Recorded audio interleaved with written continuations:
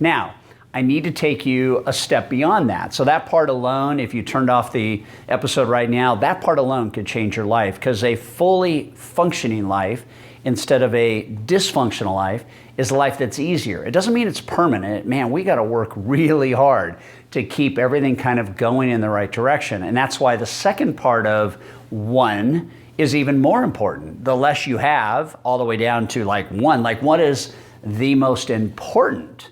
And you stop and look at that and you say, if I can get good there in that area, whether it be spiritual, physical, marital, professional, whatever you decide, it's up to you.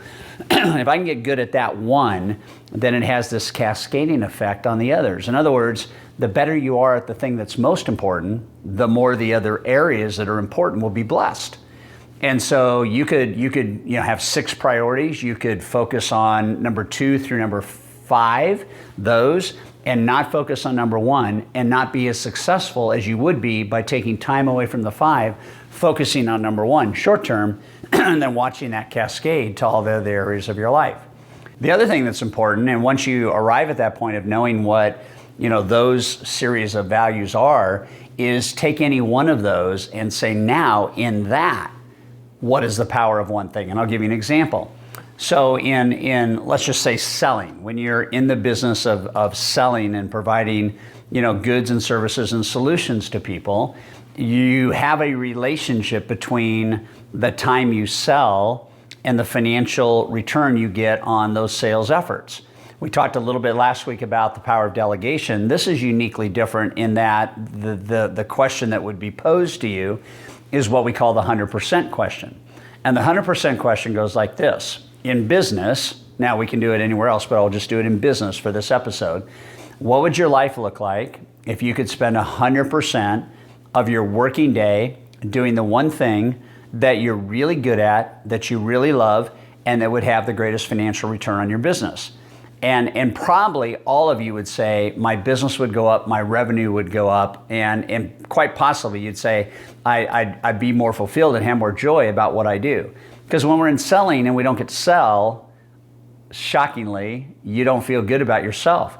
And if you don't know how to sell, then you fill that 100% time with other things that you call production.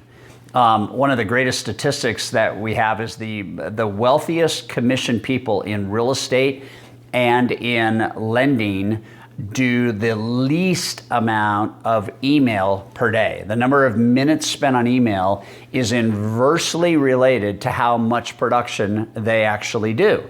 That doesn't mean email doesn't happen to them. It doesn't mean email doesn't come in, but it means that it's being managed by somebody on their team, because they realize that, man, if I have like 10 emails that take 10 minutes each, that's an hour and a half of selling time. Now, albeit maybe 1 or 2 of those emails might be selling emails, but there's a chance, following the 80-20 rule, that 8 out of 10 are not.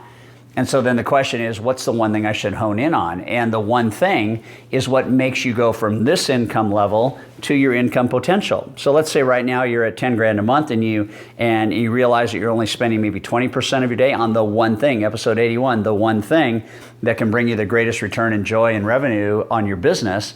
And all of a sudden you start to realize now that if my income potential's up here, I got to stop doing what I'm doing down here and I got to move into the productivity area. We call it the go zone, the productivity area that moves me up to that level.